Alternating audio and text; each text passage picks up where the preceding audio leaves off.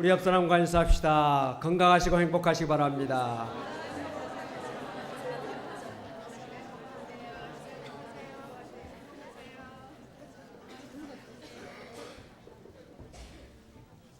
오늘 세상에서 가장 가치 있는 일이라는 제목을 가지고 함께 은혜를 나누고자 합니다. 세상에는 직업이 참 많이 있지요. 다양합니다. 여러 가지 직업이 있습니다. 이 직업이라고 하는 것이 무엇입니까? 그것은 이 수입을 전제로 한 개인의 계속적인 정신적, 육체적 활동을 직업이라 그렇게 정의할 수 있습니다. 직업은 세 가지 의미가 있습니다. 한 가지는 경제적인 의미가 있는데 이 직업을 통해서 가족의 경제 생활을 영위합니다. 두 번째는 사회적인 의미가 있는데 이 직업을 통해서 사회에 공헌하고 사회 발전에 기여하는 수단이다. 세 번째는 심리적인 의미가 있는데 자신의 욕구 충족과 자아 실현의 하나의 수단이다. 이런 세 가지 의미가 있습니다. 한국직업능력개발원은 수년 전에 노동시장의 변화 방향과 그리고 이에 따라 인력 수요가 증가 또는 감소할 직업에 대한 전망을 했습니다. 거기에 따르면 점점 앞으로 제조업보다는 금융이나 컨설팅이나 디자인, 연구 개발 등등의 부가가치가 높은 서비스 부분이 더욱더 유망할 것이다. 그런 전망을 했습니다. 우리 사회는 많은 직업이 있고 그 직업 가운데서도 사람들이 선호하는 직업이 있고 기피하는 직업들이 있죠. 이런 직업을 우리가 어떤 직업을 가질까? 직업을 선택할 때 신중하게 해야 되겠죠. 그런데 이 직업을 가지고 활동하는 사람들이 과연 다 행복할까? 보람을 느낄까? 하는 생각을 해볼 수 있습니다. 여러분들은 여러분들의 직업이나 여러분들이 하는 일을 통해서 기쁨과 보람을 얼마나 느끼고 계십니까? 오늘 본문은 가장 가치 있고 보람된 일이 무엇인가 하는 것을 우리에게 보여주고 있습니다. 본문 말씀을 보니까 갈릴리 해변에서 베드로와 안드레 그리고 야고보 요한이 고기 잡는 일을 하는 그런 어부로서의 삶을 살고 있는 사람들이 등장합니다. 갈릴리 바다는 말이 바다일 뿐 사실은 담수호입니다. 민물이죠.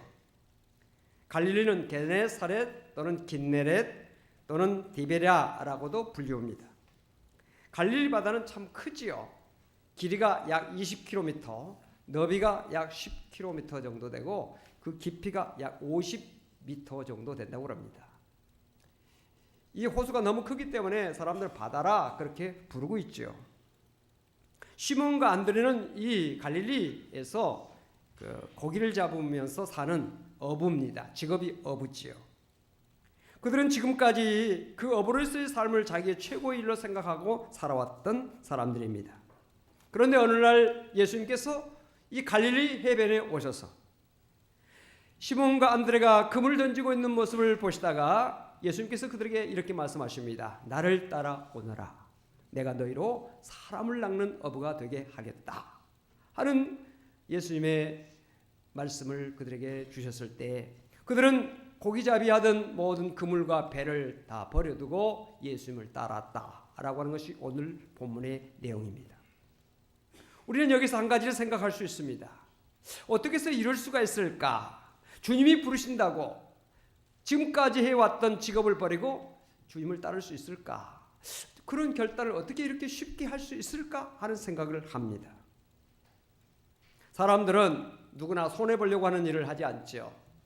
장사하는 사람이 미친 값으로 미쳤다라고 하는 말은 3대 거짓말 중에 하나라고 그러지 않습니까? 절대 손해보려고 하지 않는 것이 사람들의 마음입니다.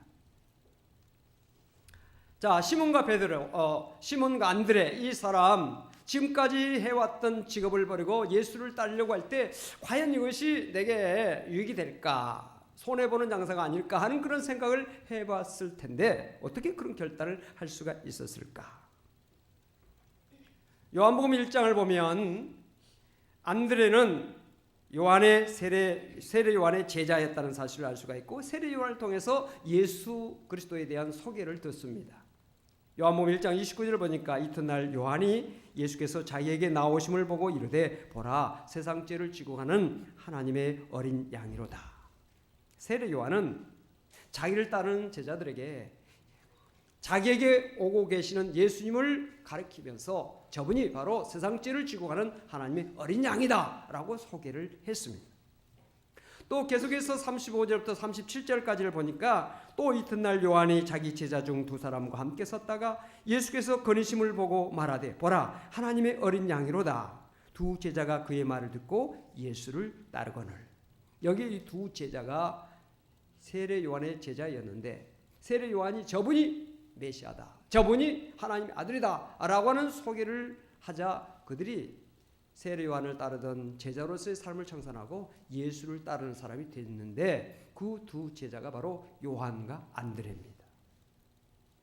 안드레는 예수를 만나고 나서 제일 먼저 한 일이 뭐냐? 자기 형제 시몬을 찾아가서 말합니다. 내가 메시아를 만났다. 메시아를 만났다라고 하면서 시몬을 데리고 예수님께로 와서 예수님의 말씀을 듣게 했습니다. 이것이 전도지요.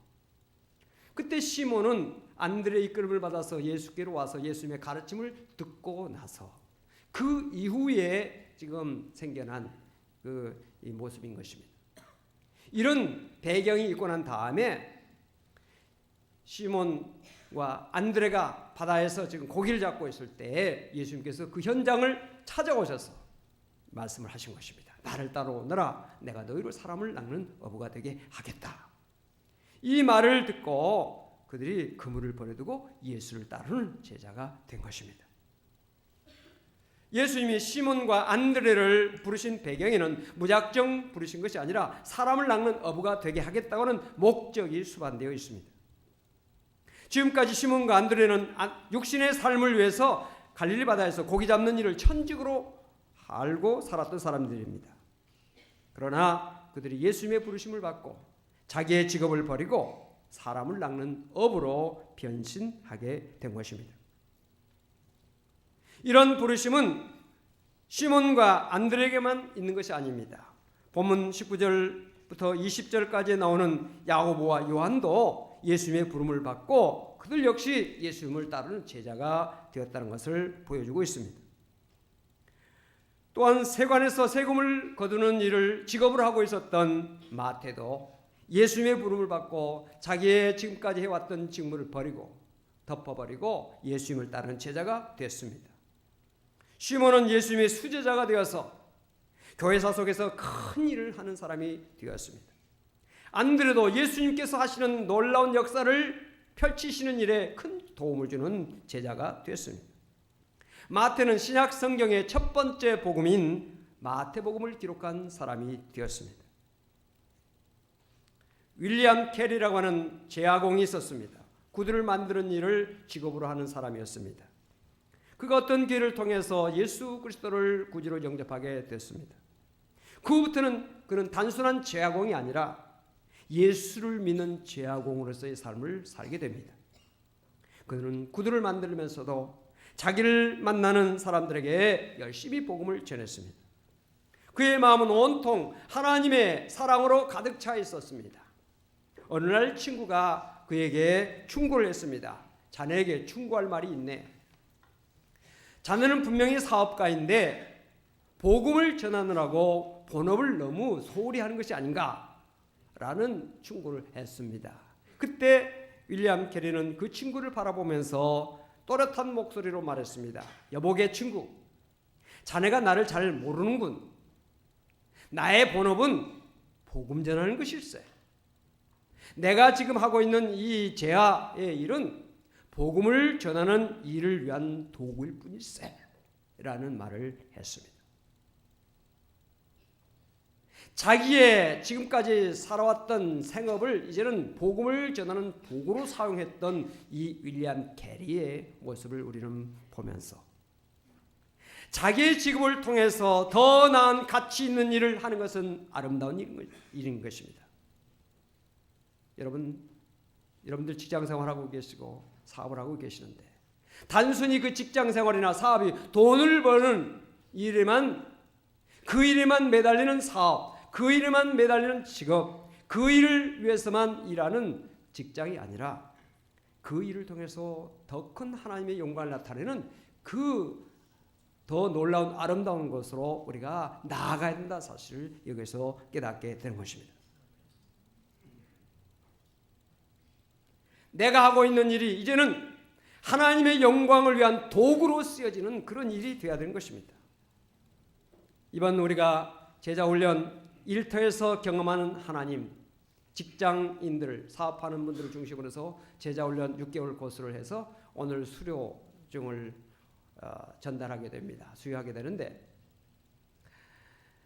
이분들이 지금까지 직장에서, 사업장에서 일을 하면서 단순히 이것은 돈 버는 곳이다, 돈 벌기 위해서 나는 실은 지금 별로 원치는 않지만 이 직업을 가지고 있고 이 사업을 하고 있다, 이렇게 생각을 해왔던 지금까지의 관념을 깨뜨리고, 내 일터에서 하나님이 나와 함께 계시고 하나님이 역사하고 계시는구나, 이것을 깨닫게 된 것입니다. 우리 인생의 목적이 세상적인 물질이나 권력이나 평안이나 안일에 있는 것이 아니라는 사실을 우리가 모두 인정하고 있지 않습니까?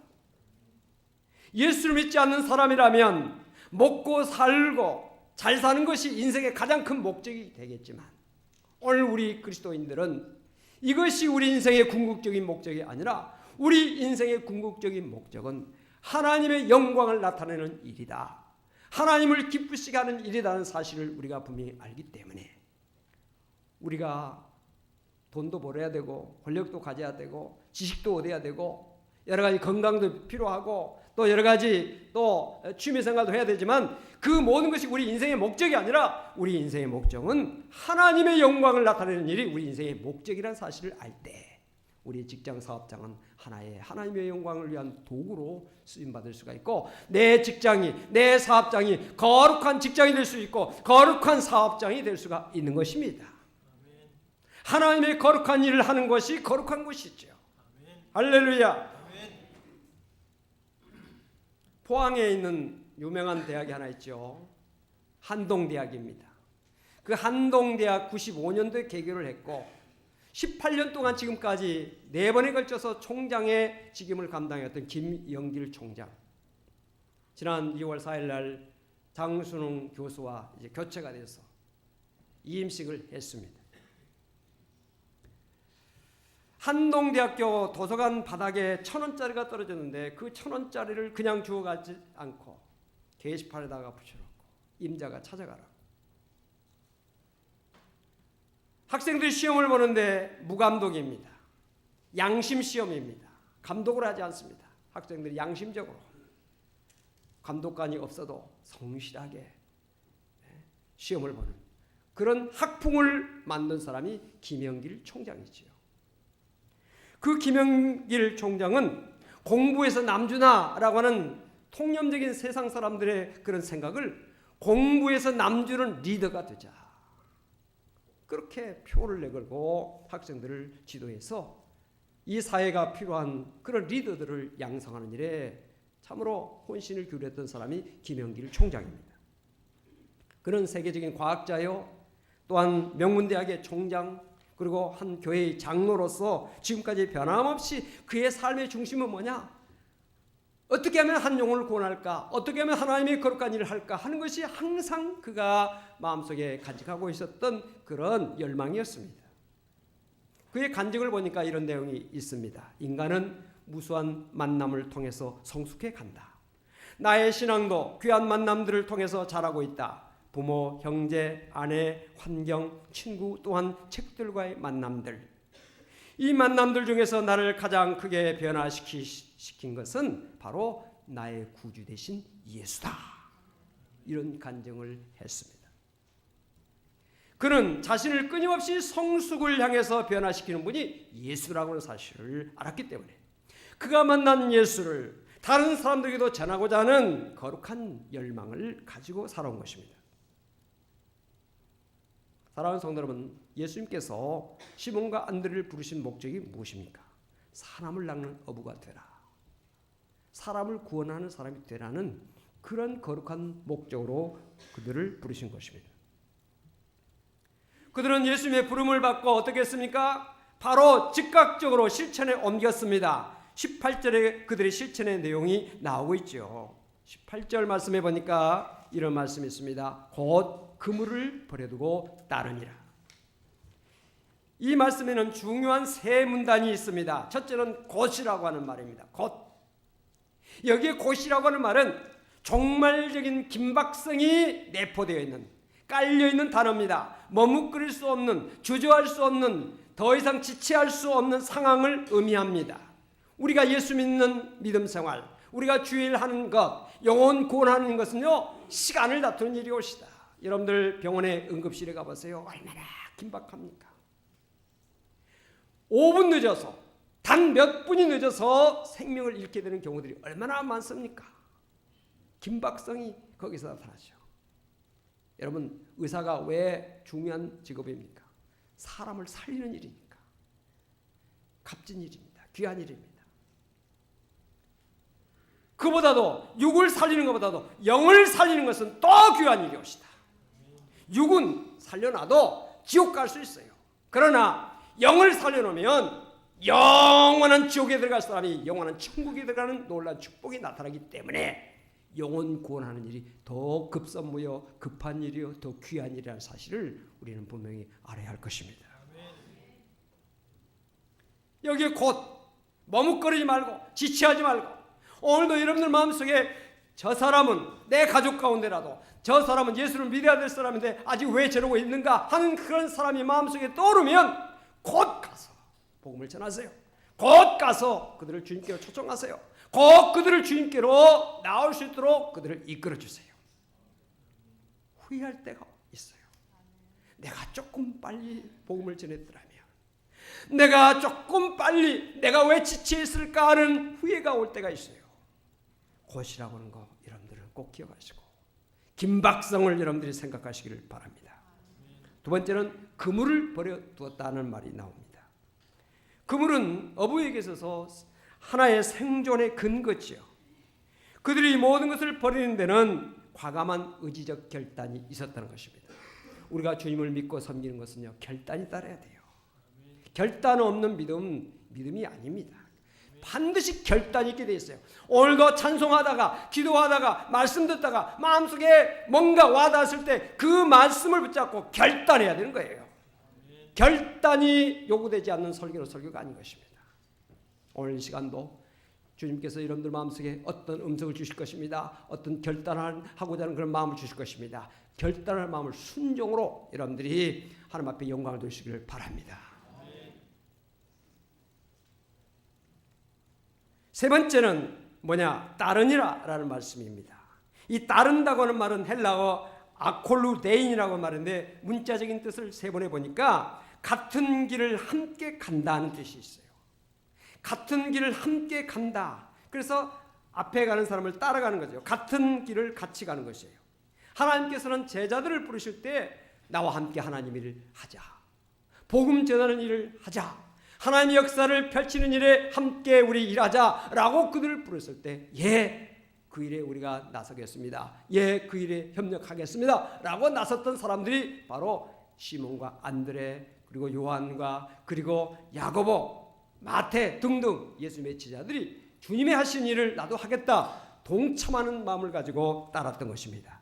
그들을 통해서 얼마나 이 땅에 많은 영혼들이 구원을 받고 하나님의 나라가 이 땅에 확장되었습니까? 예수님의 부르심에 가슴 열리는 말씀이 18절과 20절에 되어 있지요. 곧 그물을 버려두고 따르니라. 또 20절에 보니까 곧 부르시니 그 아버지 세배들을 품꾼들과 함께 배에 버려두고 예수를 따라가니라. 예수를 따라가는 결단, 얼마나 아름다운 모습입니까? 주님의 부름을 받으면서도 슬픈 빛을 띠고 돌아서는 사람이 있는가 하면 주님의 부르심을 받고 따르겠습니다. 나는 부족하고 연약하지만 이제는 주님과 함께 나는 동행하며 주님의 일에 동참하겠습니다. 라고 하는 결단을 했을 때 주님께서는 그들을 들어주셔서 위대한 하나님의 역사를 펼쳐나가신다는 사실을 성경을 통해서 우리는 분명히 보고 있는 것입니다. 여러분, 세상에서 가치 있는 일이 무엇입니까? 사람들은 세상을 살아가면서 귀한 것과 천한 것을 구분합니다. 좋은 일과 나쁜 일을 구분합니다. 그러나 하나님은 오늘 우리들에게 그렇게 구분하기를 원하지 않습니다. 세상의 모든 일들은 하나님이 주신 것입니다.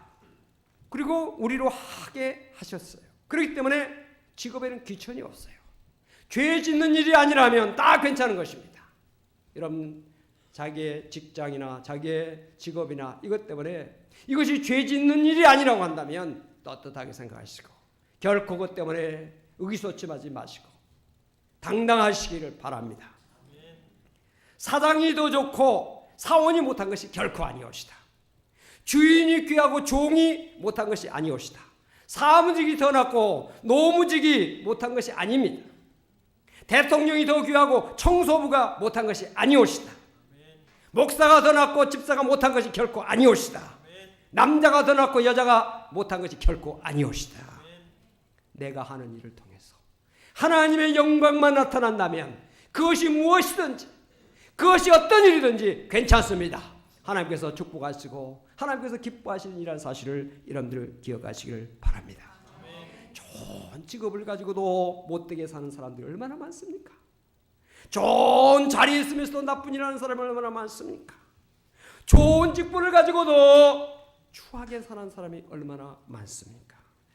여러분, 좋은 직장, 좋은 사업장, 세상적인 눈으로 보지 마시고 과연 하나님의 영광이 그 가운데 나타나느냐 못 나타나느냐 그것을 관심하고 보시길 바랍니다. 여러분, 직장에서도 사업장에서도 하나님이 나와 함께 계시고 하나님께서 이 직장에서 내 사업장에서 나와 함께 일하신다는 그런 믿음을 가지고 살아갈 때 여러분의 직장이 거룩한 직장이 될 수가 있고 여러분의 사업장이 거룩한 사업이 될 수가 있는 것입니다. 여러분들 가정, 직장, 사업장에서 세상에서 가장 가치 있는 일, 영혼 구원하는 일을 위해서 힘쓰고 노력하고 그것을 위해서 기도하는 가운데 하나님의 영광을 나타내는 성도가 되어지기를 주님으로 축원합니다. 기도하십시다. 하나님, 이 시간 말씀 앞에서 우리 자신을 살펴봅니다. 내 직장, 내 사업장에서 과연 하나님을 경험하고 하나님과 함께 계시는 것을 늘 느끼고 살고 있는지 자신을 살펴보게 하시고 내 일터에서 내 사업장에서 나와 함께 계신 하나님을 늘 깨닫게 하시고 하나님의 거룩한 일을 위해서 내 사업장이 내 직장이 도구가 될 수 있도록 축복하여 주옵소서. 우리 믿음의 성도들 무슨 일을 하든지 하나님의 영광을 위한 자리에 항상 있게 해주시고 어떤 일을 하든지 하나님과 함께하여 하나님의 역사를 펼쳐나가는 성도들 되게 하여 주옵소서. 하나님 아버지, 그리하여 우리 그리스도인들이 세상 곳곳에서 빛과 소금의 역할을 감당하는 하나님의 종으로서 하나님의 영광을 나타내는 도구로서 쓰여질 수 있도록 축복하여 주옵소서. 예수 그리스도 이름으로 간절히 기도하옵나이다. 아멘.